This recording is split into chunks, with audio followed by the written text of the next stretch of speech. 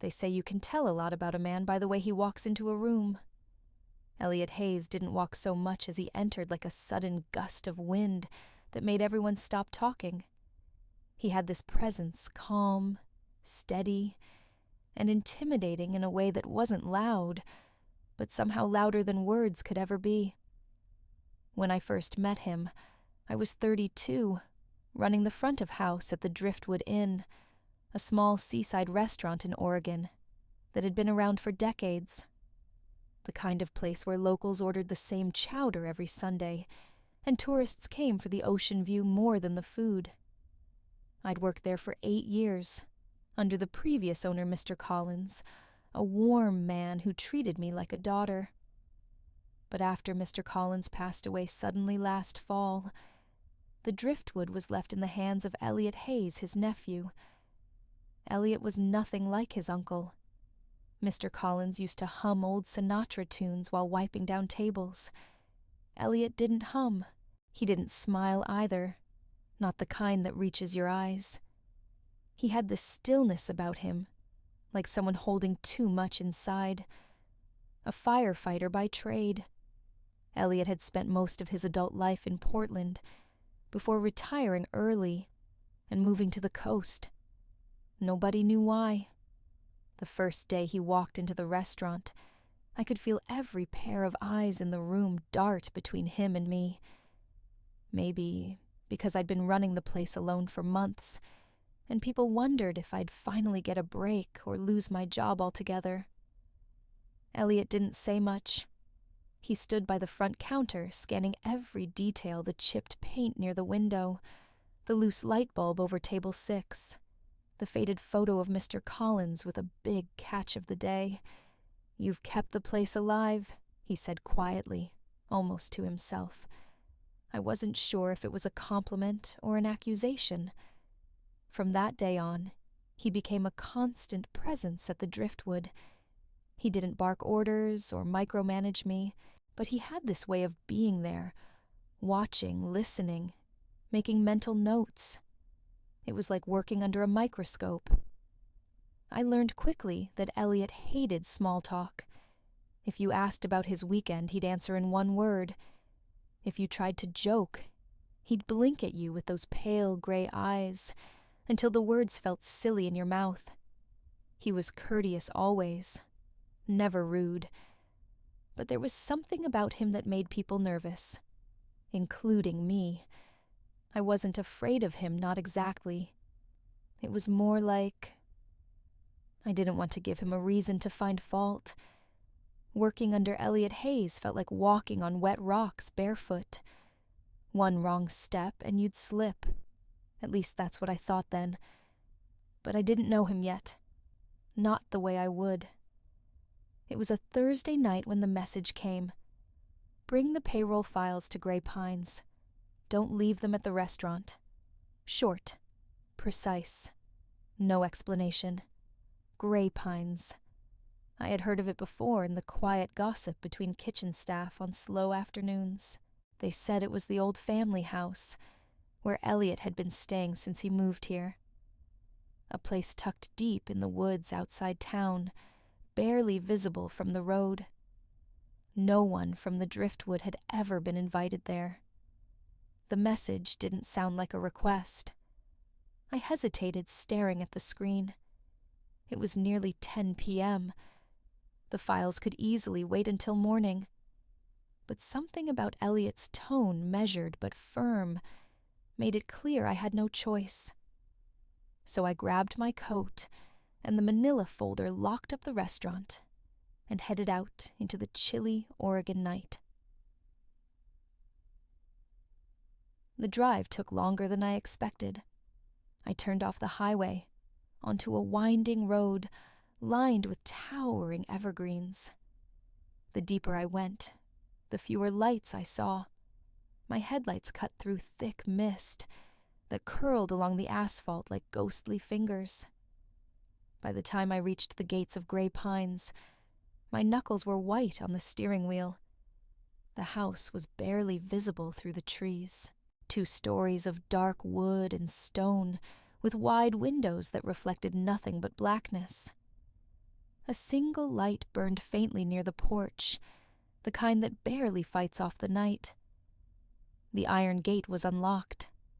That struck me as strange. Elliot didn't seem like the kind of man to leave anything unsecured.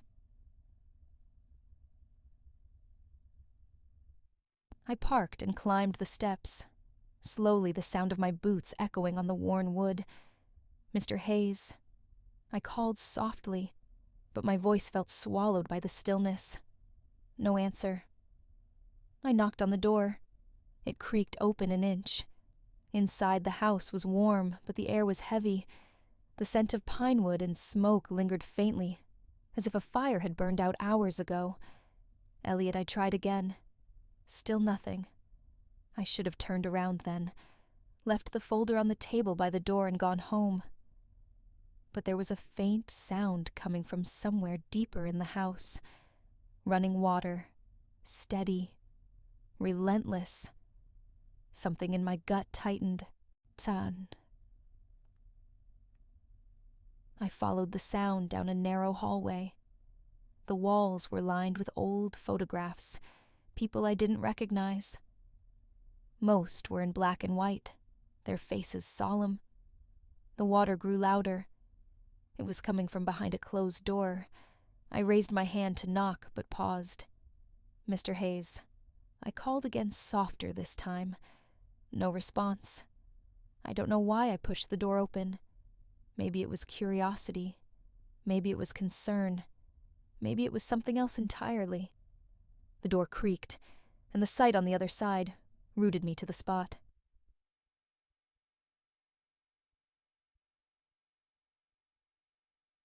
Elliot sat on the tiled shower floor, still in his clothes. Water streamed down from the shower head, soaking his shirt, his jeans, his hair. His head was bowed, his broad shoulders hunched forward. One hand clutched something small, a photograph crumpled and wet. His other hand covered his face. At first I thought he was asleep.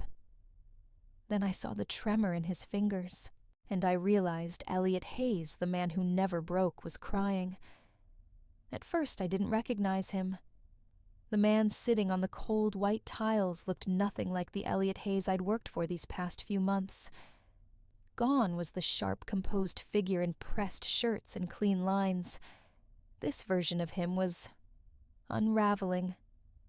The water poured over his head, soaking his clothes until they clung to his frame. His boots were still on, heavy and dark against the pale floor. His broad shoulders curved inward, as if trying to shield himself from something invisible.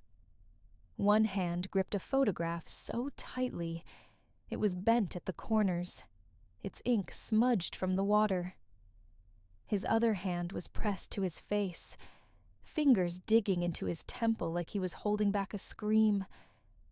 I stood frozen in the doorway.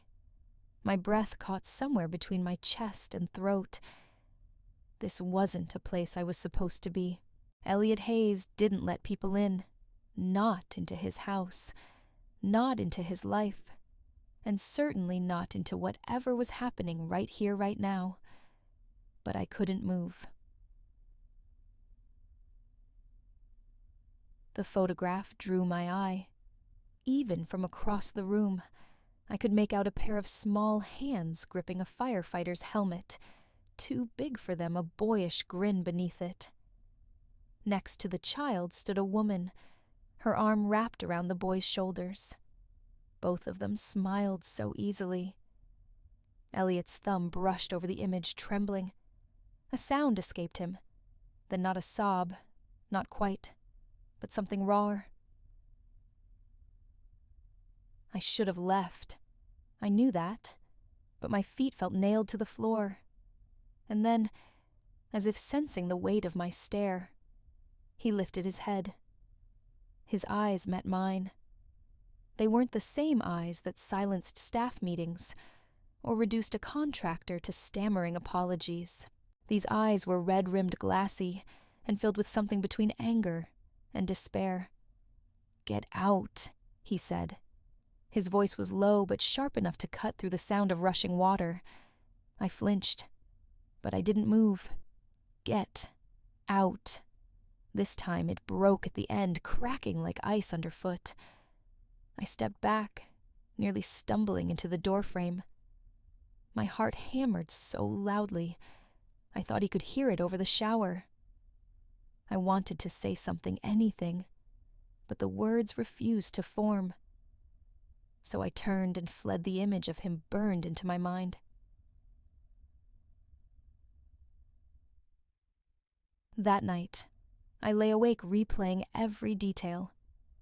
Elliot Hayes wasn't the man I thought he was. He wasn't unshakable. He wasn't untouchable. And for reasons I couldn't explain, the sight of him breaking felt heavier than anything I'd carried in years. Sleep didn't come easy that night. Every time I closed my eyes, I saw him. Elliot Hayes, sitting on the cold shower tiles. Clothes drenched his broad shoulders. Caving in like the weight of the world had finally broken him. That photograph clutched in his hand. The way his voice cracked when he told me to leave. I couldn't shake the image, no matter how many times I pulled the covers tighter or told myself it wasn't my business. It wasn't my business. And yet, it felt like I'd walked into a secret too big to unsee. The next morning, I arrived at the driftwood earlier than usual, hoping for what exactly? A conversation. An apology I didn't know. When I stepped through the side door, the air in the kitchen was warm with the scent of rising dough and fresh coffee. For a brief moment, I let myself believe the world might feel normal again. Then I heard his voice. "Morning, Claire." It was even steady, the same tone he'd used every other day since he took over. I turned, and there he was. Elliot standing by the counter in a crisp flannel shirt, sleeves rolled to his forearms, coffee mug in hand. His hair was still slightly damp, but not enough to betray a restless night. If I hadn't been there last night, I never would have guessed anything was wrong. "Morning," I managed.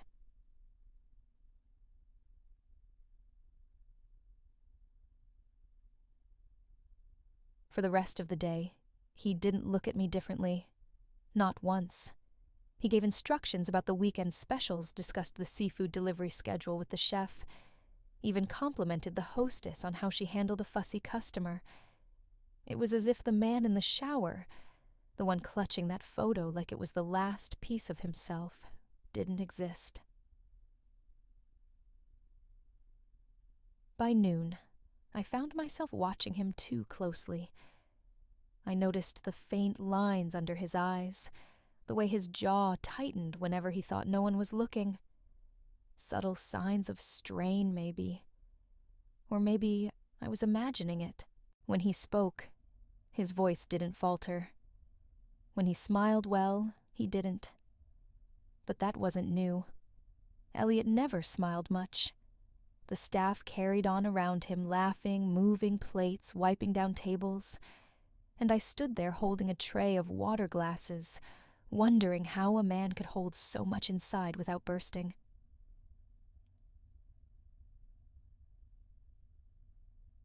I told myself again that it wasn't my place, but my mind kept circling back to the photograph. Who was in it? Who had he lost? And why did it feel like my heart ached for a man I barely knew? For the rest of the week, I tried to push the memory aside.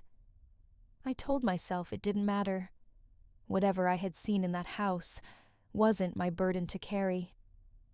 Elliot Hayes had built walls around himself for a reason, and I had no right to go poking holes through them. At least that's what I kept repeating in my head. But it didn't stick.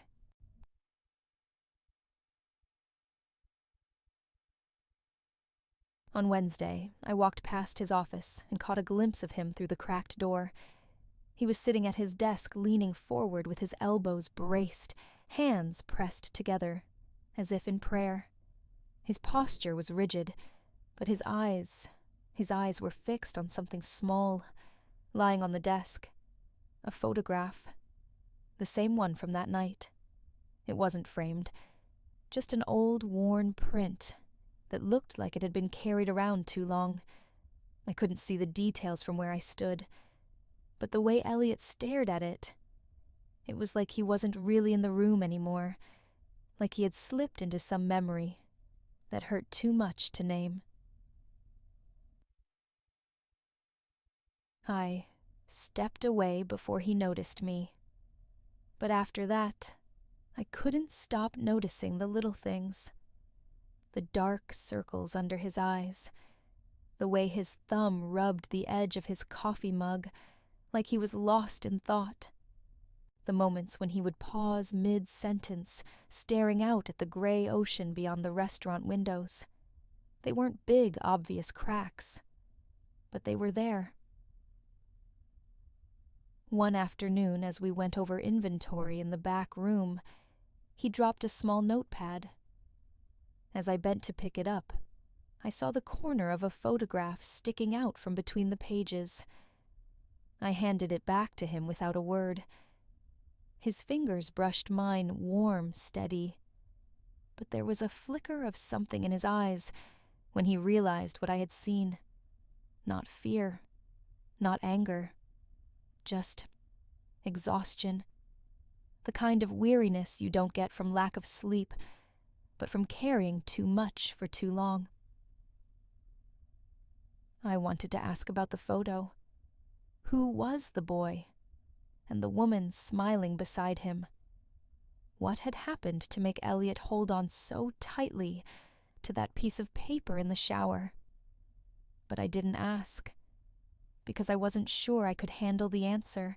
The first time I heard his name, it wasn't from Elliot. It was from George, the old gardener at Grey Pines.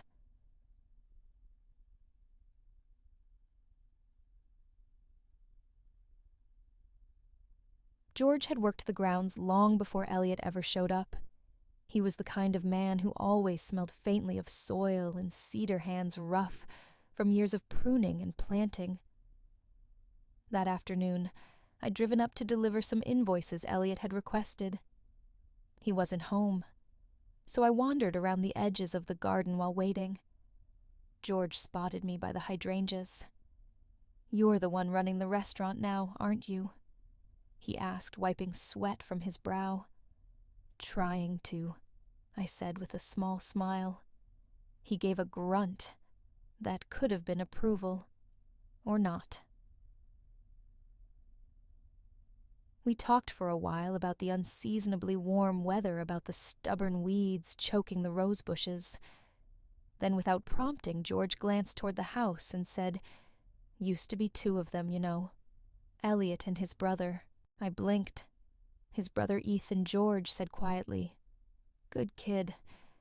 Bit quiet, but he loved it here. Followed Elliot around like a shadow." I didn't say anything. George kept trimming the hedges, his shears snipping in a steady rhythm. "After the fire, things were never the same," he added. The words sank into me like stones. "The fire?" I asked carefully. George hesitated, then shook his head. "Not my place to tell, but it took a lot out of that boy. Elliot wasn't the same after." That night, I couldn't stop thinking about it. The photograph in Elliot's hand, the boy with the too big firefighter helmet. Ethan, his brother. The pieces clicked together slowly, like an old lock turning. And suddenly, the look in Elliot's eyes made a terrible kind of sense.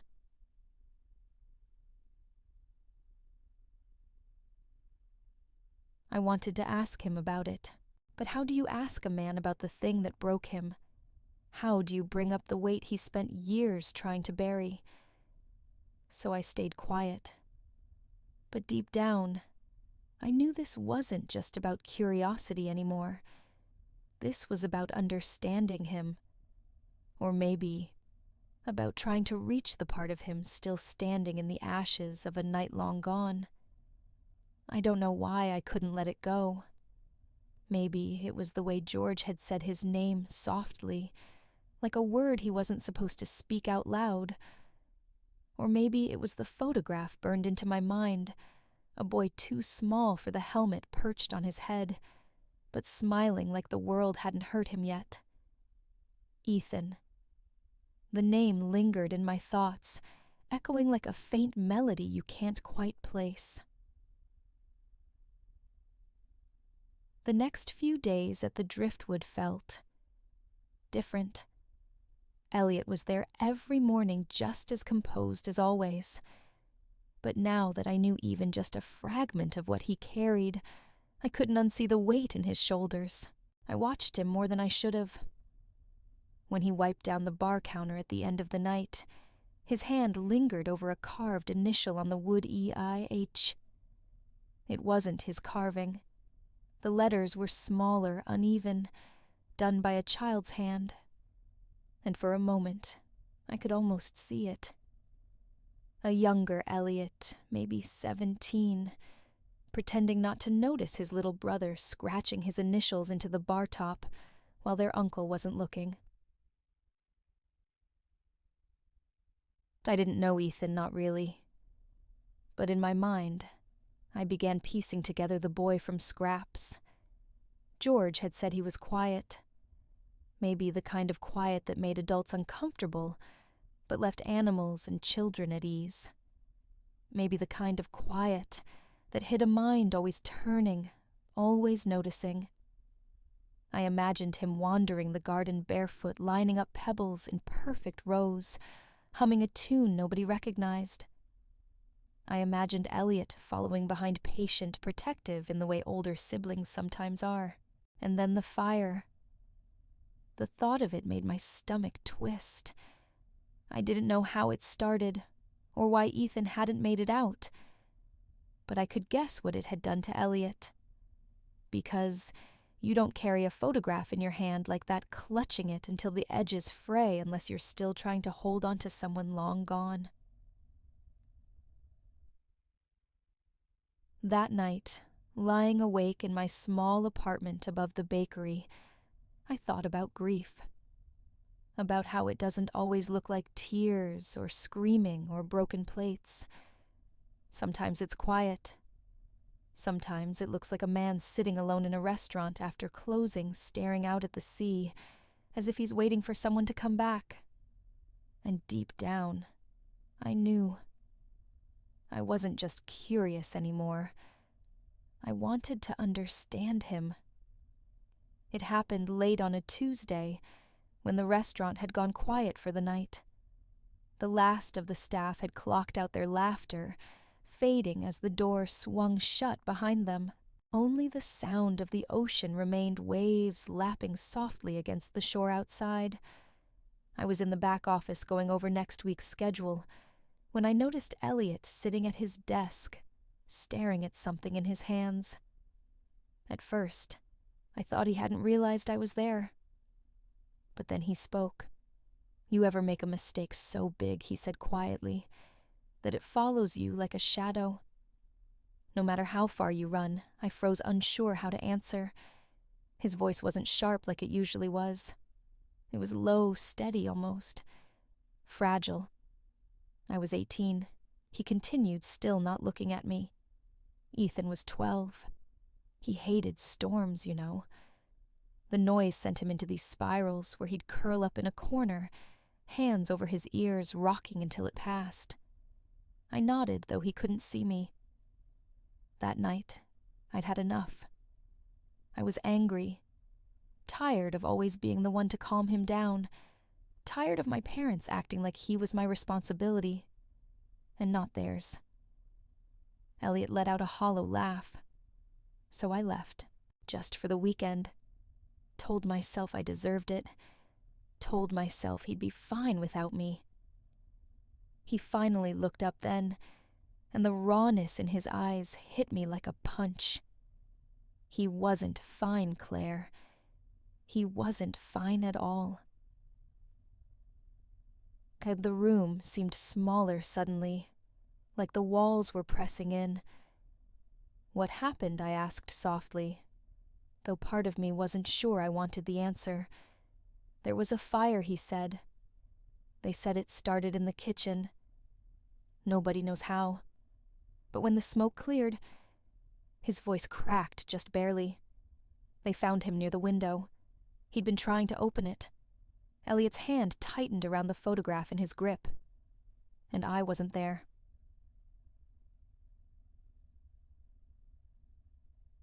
I wanted to say something, to tell him he was just a kid too, that it wasn't his fault. But the words felt useless against the weight he carried. This wasn't about logic. This was about guilt, heavy, bone deep, and unshakable. So instead, I sat down across from him and said the only thing that felt true. "I'm sorry." He gave a small nod, staring back down at the photograph. "Me too," he whispered. That night, as I locked up and stepped into the cool sea air, I realized something. Elliot Hayes wasn't cruel. He wasn't cold. He was a man carrying a fire inside him, a fire that had burned him so badly he'd never let anyone close again. Until now. I didn't expect his story to sit so heavy in my chest. But that night, as I lay awake in the dim light of my apartment, I couldn't shake the image of Ethan's small hands, fumbling with a locked window smoke curling around him. And I couldn't stop thinking about Elliot, the way his voice cracked, the way his fingers trembled around that photograph. For the first time since I met him, I didn't see the stoic man who intimidated everyone at the Driftwood. I saw someone else entirely. Maybe it hit me so hard because I knew what it felt like to lose someone too soon. My mother had died when I was 11, lung cancer, from years of waitressing in smoky diners. My father, well, there wasn't one. After Mom passed, I spent 2 years bouncing between relatives who didn't really want me. At 13, I landed with an aunt who made it clear every day I was more burden than family. You learn to survive like that. You learn to build walls of your own. But the truth is, no matter how high you stack those walls, the loneliness still finds its way in. That's why I recognized it in Elliot. The way he avoided eye contact when conversations turned personal. The way he buried himself in work until his shoulders knotted with tension. The way he carried that photograph like a talisman and a curse all at once. This wasn't a man who didn't feel. This was a man who felt too much and didn't know where to put it.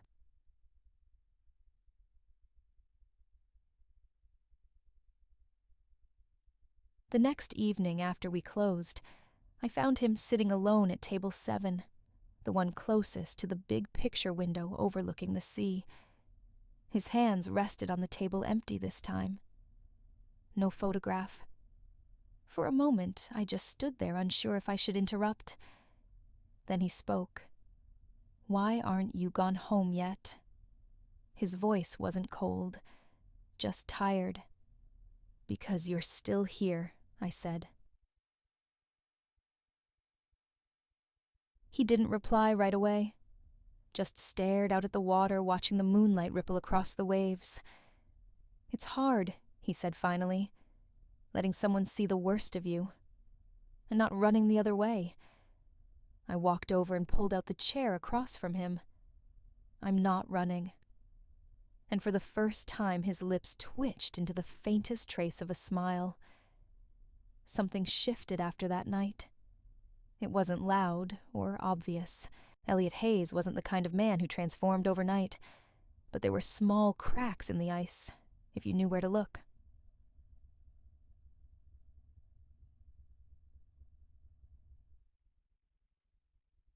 At first, it was his tone. The sharp edge I'd grown used to was gone. Instead of clipped instructions, he spoke softer, slower, like he was choosing his words more carefully. "Morning, Claire," he said one Friday, nodding as I passed him near the coffee machine. "Morning," I replied, still a little surprised every time he used my name, before I'd been her or the manager more often than not. Then came the questions. Not work-related ones. Real questions. One afternoon, while we were reorganizing the wine shelves, he asked, "Do you play music when you're alone?" I blinked at him. Sometimes." "Why?" He shrugged. "Just curious." When I didn't answer right away, he added, "I used to play piano. Badly. Haven't touched one in years." I couldn't help smiling. "I sing in the shower," I admitted. Off-key, but with enthusiasm. A soft sound escaped him. Not quite a laugh, but close enough. And the next day, as we went over supplier invoices, he asked what my favorite book was. "The Secret Garden," I said before thinking. He raised an eyebrow. "I haven't read it," he said, "but I've heard of it."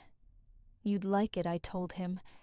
"It's about growing things in hard soil." Something flickered in his expression. "I know a little about that," he murmured.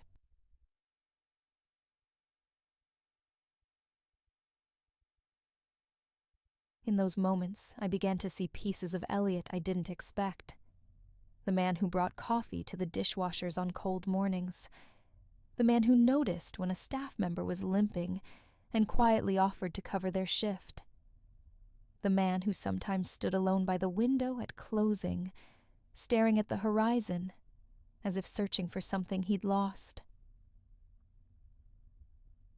It wasn't dramatic, but it was enough.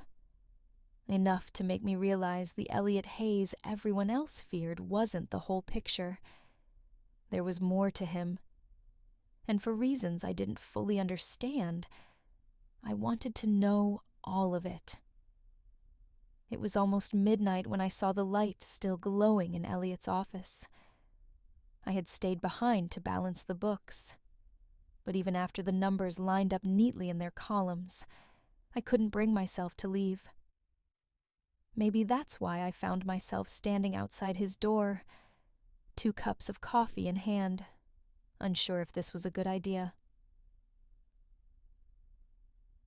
I knocked gently. "Come in," he said. His voice was calm, but there was a weariness in it I hadn't heard before. Elliot was leaning back in his chair, sleeves rolled to his elbows, tie loosened. Papers were scattered across his desk, but he wasn't looking at them. He was staring at the ceiling, like the answers he needed might be written there. "I thought you could use this," I said softly, setting the coffee down. He glanced at the cup, then at me. "Thanks." For a moment the silence stretched between us. Not uncomfortable, exactly, but heavy. "You ever feel," he said finally, "like the more you care about people, the easier it is for life to rip them away from you?" I hesitated. "Yes," I admitted. "All the time." His eyes met mine, then gray, steady searching. "That's why I don't let people in anymore," he said. "It's easier to be alone, to not owe anyone your heart."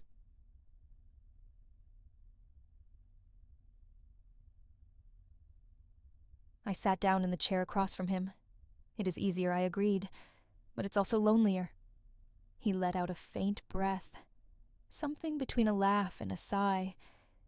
"You sound like you know what that feels like." "I do," I said. I told him about my mother, about the years of bouncing between relatives, about the walls I built to keep from being hurt again. Sometimes I said quietly, "It feels safer to be invisible. If no one sees you, no one can leave you." Elliot nodded slowly. I used to think the same thing. For a while, neither of us spoke. The only sound was the faint hum of the refrigerator and the distant crash of waves against the shore. Then, almost too softly to hear, he said, "You stayed that night." I looked at him. You saw me at my worst, and you didn't run. I didn't want to, I said. He gave me a long, searching look. I'm not sure I deserve that. Maybe not, I said. But you've been carrying this alone for too long. Something in his expression shifted. The walls around him weren't down, not yet.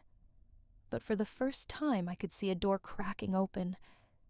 Something was changing. Not in Elliot. Not entirely. In me. The more time I spent with him, the harder it became to keep my distance. It wasn't just his voice low and careful, like he was afraid of saying too much. It wasn't the way his gray eyes softened when he listened, even if he didn't realize it. It was the way he made me feel. Seen. As if for the first time in years, someone was looking past the surface, past the polite smiles and work routines, and actually noticing me. That terrified me, because I'd spent so long building walls of my own. Not romantic ones, I never had the luxury of wasting time on that, but the kind that keeps you from needing too much, wanting too much. And here I was, sitting across from a man who'd spent years punishing himself for loving and losing, feeling something I couldn't name, blooming quietly in my chest. Turhist.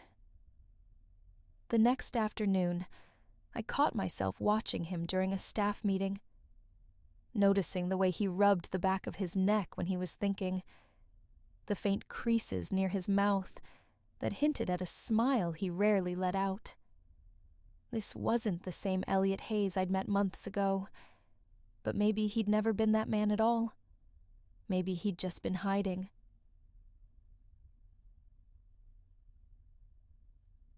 Later that evening, as I walked past his office to grab my coat, I heard him humming. It was faint, almost absent-minded. The sound stopped as soon as I stepped into the doorway. Our eyes met, and for a split second, something unspoken passed between us. Something fragile, something dangerous. I wanted to stay. I wanted to ask about the song, about the thoughts he never said aloud, about the man he might have been if life had been kinder. But I didn't, because I knew that crossing that line, whatever this line was, would change everything, and I wasn't sure either of us was ready for that.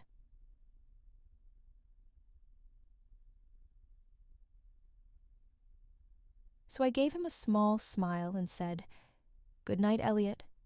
"Good night, Claire," he replied softly.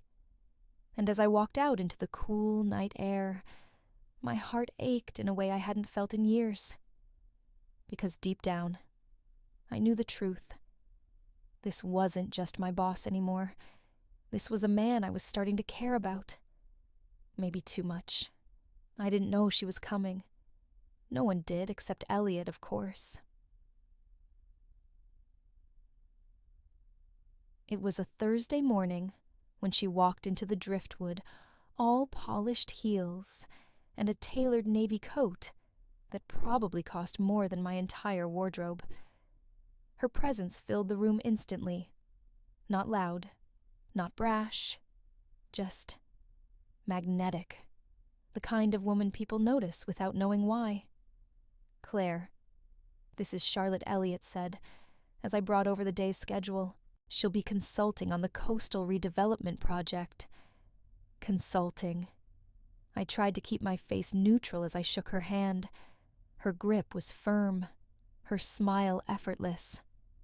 "I've heard wonderful things about you," she said.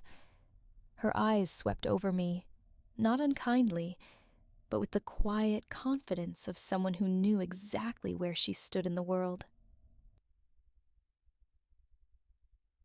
For the rest of the day, she was everywhere, discussing logistics with Elliot in his office, reviewing supplier contracts, taking calls by the window with that calm, unhurried poise. The staff whispered about her when they thought I couldn't hear. Who is she? Old friend of his. She looks like she belongs in a magazine. By late afternoon, I caught a glimpse of them through the glass wall of his office. Charlotte leaned against the edge of his desk, laughing at something he'd said. Elliot's serious, controlled Elliot smiled back. Not the small, fleeting smile I'd seen him give me once or twice. This one was different. Easier. Like he'd done it 1,000 times before. And in that moment, something sharp twisted in my chest. I hated myself for it. I had no claim on him, no reason to feel anything at all. But I couldn't shake the thought. She knows a version of him I'll never know. That evening, as I gathered my things to leave, Charlotte appeared in the doorway. "You're Claire, right?" I nodded. "I can see why Elliot keeps you around," she said with a soft smile. It wasn't unkind, but something in her tone made me feel small anyway. As she walked away, her heels clicking on the hardwood, I couldn't help wondering if I'd just been gently reminded of my place. And for the first time in weeks, the warmth I'd started to feel around Elliot felt fragile, like it could be blown out in an instant. The next time Charlotte spoke to me, it wasn't in front of Elliot. It was later that afternoon, when I was restocking the dessert fridge in the back hall. I heard the click of her heels before I saw her. "Claire," she said smoothly, leaning against the doorframe like she belonged there. I straightened, brushing crumbs from my apron. "Yes."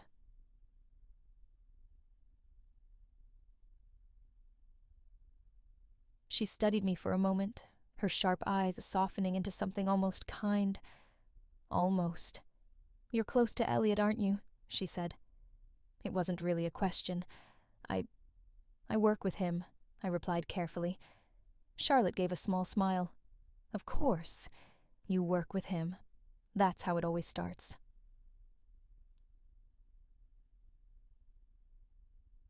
I didn't know what she meant by always. But before I could ask, she went on. "He's not easy to know," she said. "Not really. Elliot keeps people at arm's length for a reason." Her voice was gentle, but her words carried an edge like glass. I learned that the hard way, she added. I swallowed hard, unsure how to respond. Charlotte stepped closer, lowering her voice. "You seem like a good person, Claire, so let me give you a little advice." She paused, tilting her head. "Don't confuse his quiet with intimacy. Elliot doesn't love people. He loves ghosts. And no matter how close you think you are, you'll never be enough to compete with them." The words hit harder than I expected. I wanted to tell her she was wrong, that I'd seen cracks in his armor no one else had, that there was more to him than silence and shadows. But doubt seeped in before I could form the thought. What if she was right? What if I was just a distraction, someone temporary to fill the space where his grief lived?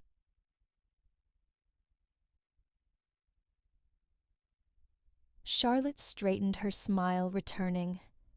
"Be careful," she said softly. "You don't want to be another casualty of his loneliness." And with that, she turned and walked away, the sound of her heels fading into the hum of the kitchen.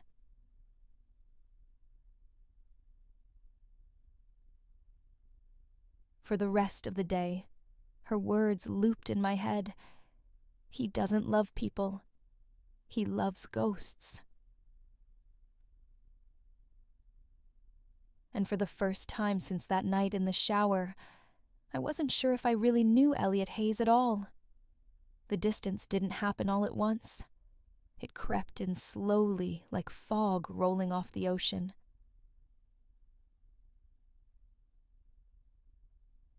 Elliot still came to the restaurant every morning.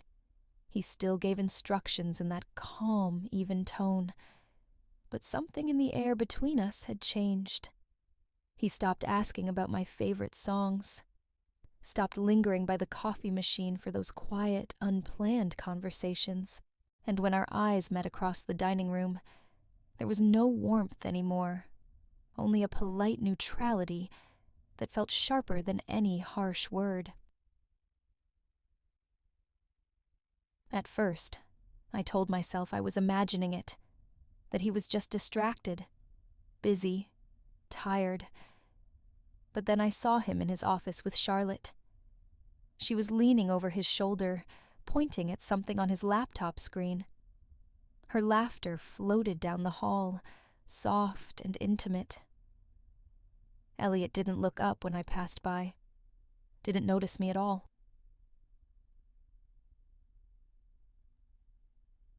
That night, I lay awake staring at the cracks in my ceiling, replaying Charlotte's words over and over.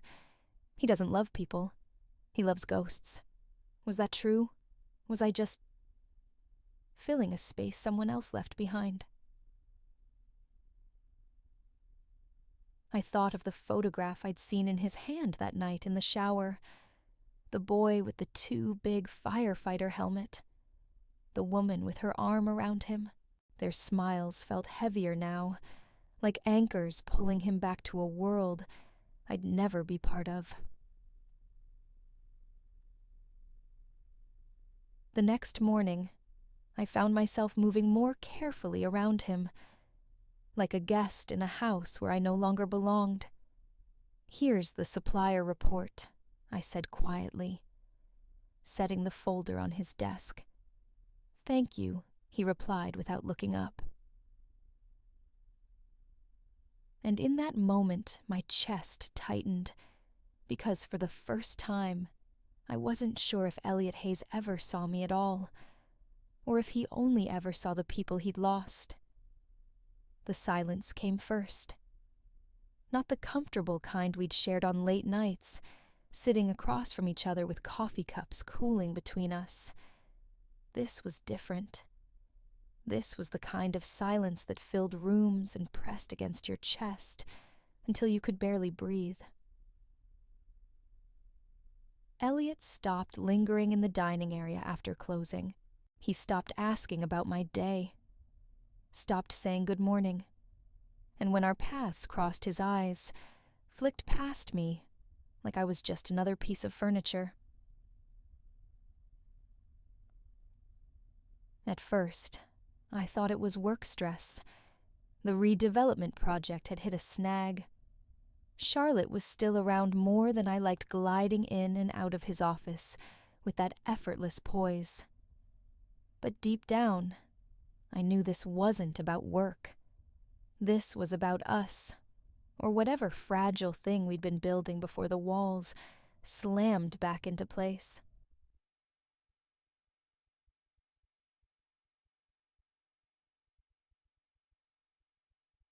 The ache in my chest grew heavier every day. I replayed every moment between us, searching for the misstep that had sent him retreating again. Had I said too much that night when I told him I wasn't running? Had I imagined the softness in his voice, the warmth in his eyes? Or worse, had I only ever been a placeholder for someone he'd already lost?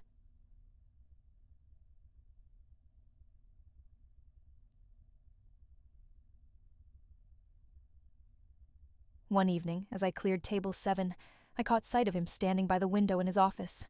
His silhouette was sharp against the fading light shoulders, rigid hands in his pockets. For a moment, I thought he might turn, but he didn't.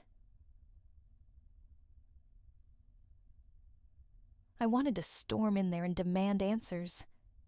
I wanted to ask, "What are we? What am I to you?" But fear rooted me to the spot, because I wasn't sure I wanted to hear the answer.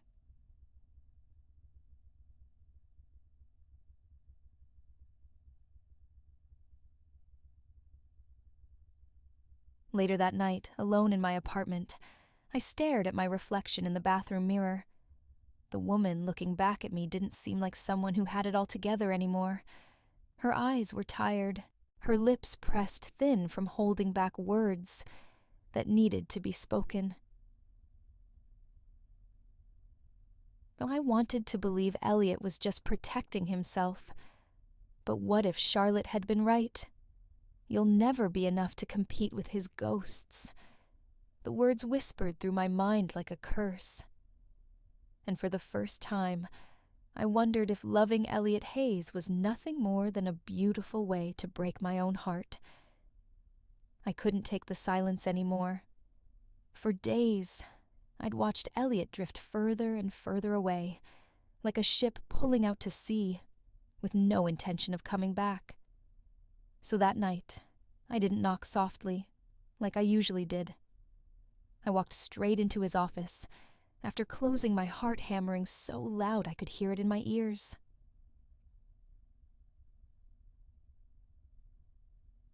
He was standing by the window again, staring out at the black ocean. "Elliot," I said. He didn't move. "Elliot, look at me."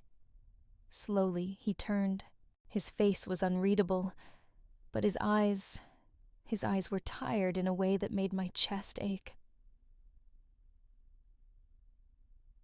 "I need to know," I said, my voice shaking despite my best effort to steady it. "Know what he asked quietly. Where I stand with you. What I mean to you. If I mean anything at all." He didn't answer right away. The silence stretched so long I thought I might choke on it. Finally, he spoke. "You're asking the wrong question." "What's the right one?" Then I shot back, my voice sharper now. "The right question is whether I'm capable of giving you what you deserve." "And are you?" I whispered. His jaw tightened. "I don't know," he said almost to himself. I took a step closer, my palms damp. "Elliot, am I just filling a space someone else left behind?" His eyes met mine then, and for the first time, I saw fear there. "Claire," he said softly, "you're not a replacement. You're not... But I don't know how to keep someone without breaking them."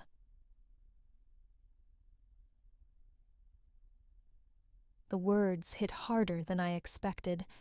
He wasn't pushing me away out of malice. He was doing it out of terror.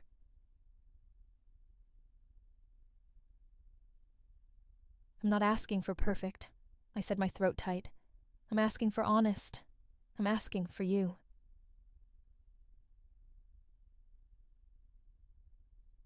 Elliot exhaled slowly, rubbing a hand over his face. "I don't know if I can be the man you need." "Then, let me decide that I said, for once, stop trying to save me from you." For a long moment, he just stood there staring at me like he wanted to say something more, but couldn't find the words. And then, in the faintest whisper, he said, "I'm afraid if I let you in, you'll see how broken I really am. There's a moment in every storm where you realize you can't outrun it." That night, standing in Elliot's office, I realized we had reached ours. He was still by the window, his silhouette sharp against the moonlight. I wanted to scream. I wanted to cry. But mostly, I wanted him to fight for me, to take a single step forward, to say, "Stay." Instead, he said nothing, and the silence felt louder than any goodbye. "I can't do this anymore," I said softly, my voice barely carrying across the room. He turned, then his expression unreadable. "Claire." "No." I cut him off. "I've been patient. I've tried to understand your walls, your fears, your ghosts. But I can't keep standing here wondering if I'm enough for you, Elliot." His lips parted like he wanted to speak, but nothing came out. Us. I need someone who sees me. I continued, my throat tightening. Not just someone who's afraid of losing me. Not someone who's still lost in the past. He closed his eyes. I'm sorry, he whispered, and it broke me more than anger ever could. I picked up my bag from the chair. As I walked toward the door, my hand lingered on the frame for a moment. This isn't about whether you're broken, I said quietly.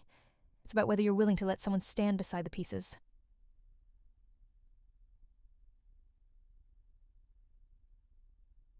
When he didn't answer, I walked out.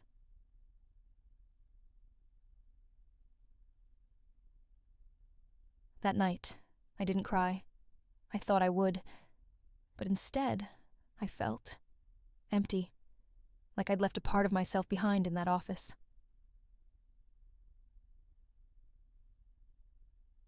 The next morning, I didn't go to the driftwood. For the first time in months, I turned off my phone and let the quiet swallow me whole. Because sometimes loving someone isn't enough. Sometimes the bravest thing you can do is walk away. 3 days of silence. That's how long it had been since I walked out of his office.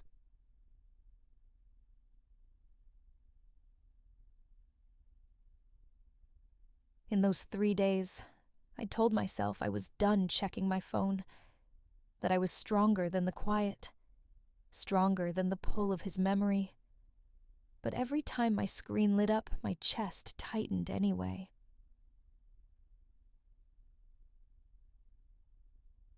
On the 4th night it came, a simple text. I was wrong.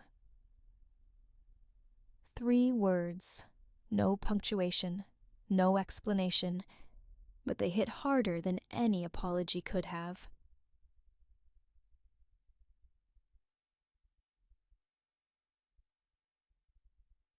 For a long time, I just stared at the screen. My thumb hovered over the keyboard, but I couldn't bring myself to type a single word. Yes, Father, this was what I wanted, wasn't it? For him to realize he'd let me slip away. For him to see that I wasn't asking for perfection, only presence. But now that he'd reached out, I wasn't sure what to do with the ache in my chest. I set the phone down on the kitchen counter and made myself a cup of tea. Steam curled into the dim light, filling the silence of my apartment. But no matter how hard I tried, I couldn't shake his voice from my mind. I don't know how to keep someone without breaking them.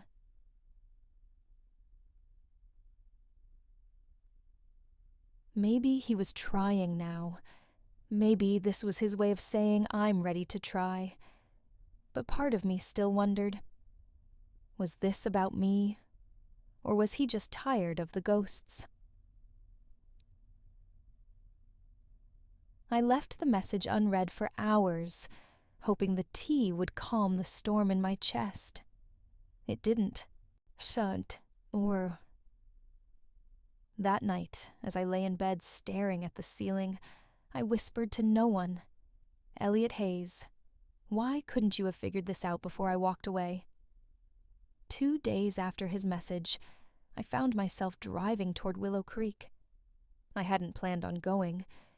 In fact, I'd told myself again and again to stay away. But something about those 3 words I was wrong planted a seed in me I couldn't ignore.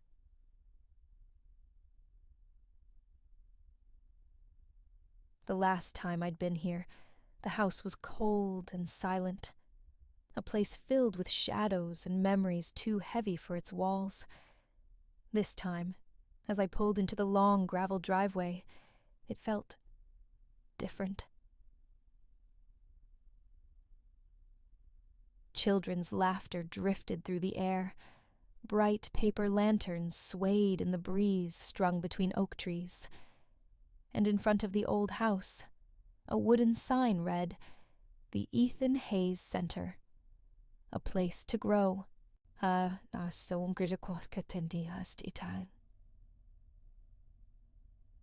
stepped out of my car slowly, unsure if I'd come to the right place. Through the windows, I saw shelves lined with books and art supplies. In the yard, a group of kids were painting birdhouses, while a volunteer knelt beside them, smiling gently. For a long moment, I just stood there. The air smelled of fresh-cut grass and possibility. Nang he did it, I thought. Elliot had turned a house of grief into a place for healing, not for himself, not even for me, but for Ethan, for all the children who needed someone to believe in them. My throat tightened as I remembered the drawings Elliot once showed me, robots, spaceships, and a sketch of a building filled with sunlight. Ethan's dream. And now, it was real. The Claire. I turned to see Elliot standing by the doorway. He looked different somehow. Not in his clothes or his posture, but in his eyes. The storm I'd always seen there had softened, replaced by something quieter, something lighter. "I didn't expect you to come," he said softly. "I wasn't sure I would," I admitted. He glanced toward the children in the yard. "I wanted to show you this," he said. "This is the only way I know how to say I'm trying, really trying, not just for you, but for me too." For the first time in weeks, I felt my chest loosen. Because maybe this wasn't about filling a space anymore. Maybe he was building something new. For a long moment, neither of us spoke. Elliot stood there, hands in his pockets, as if holding himself together, took every ounce of strength he had. And me, I felt like I was standing on the edge of something vast and terrifying. One wrong step, and I'd fall.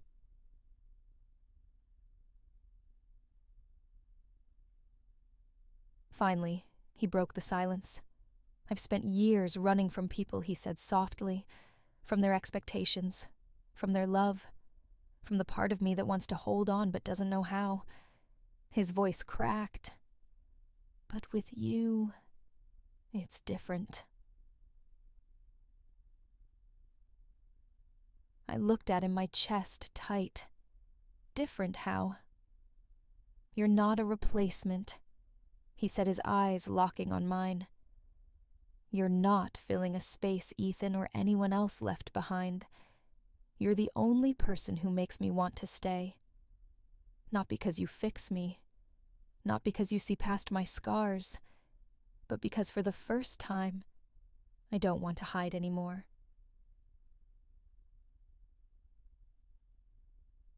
The words hit like sunlight breaking through storm clouds. Part of me wanted to believe him instantly, but another part, the cautious, wounded part, hesitated. "Elliot," I whispered, "you can't say that if you don't mean it." He took a step forward, his voice steady now. "I mean every word. You don't have to save me, Claire. Just stay. Let me figure out how to save myself with you beside me." Something in me broke then, not in a painful way, but in the way walls crumble when they finally realize they're no longer needed.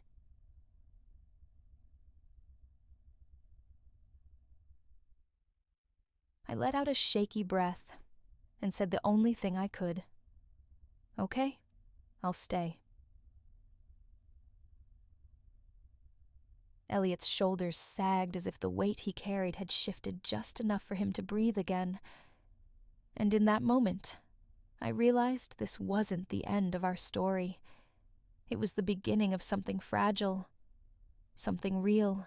If you'd told me a year ago that Willow Creek would become a place filled with laughter, I wouldn't have believed you. Back then, it was all shadows. A house too big for one man's grief. Rooms echoing with memories he couldn't bear to revisit. None of the air smells of warm bread and fresh paint. The sound of tiny footsteps races across hardwood floors. And in the garden, Elliot Hayes is crouched low, holding our daughter steady as she wobbles on uncertain legs. Her giggles carry on the breeze, bright and unrestrained. "Go to Mommy Elliot," says softly, his voice warm in a way I once thought impossible. She lets go of his hands and toddles toward me, arms outstretched. "Good job, sweetheart," I laugh, scooping her up as she collapses against my chest.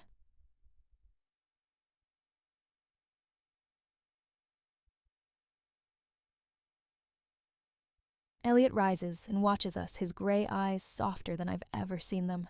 "I still can't believe she's ours," he murmurs. I smile at him over our daughter's head. Neither can I, but it's true. There was a time I thought Elliot and I were too damaged to build anything together.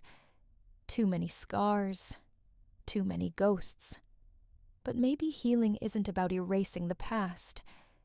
Maybe it's about building something new beside the memories. I glance at the wooden sign hanging over the porch. The Ethan Hayes Center, a place to grow. It's more than just a building now.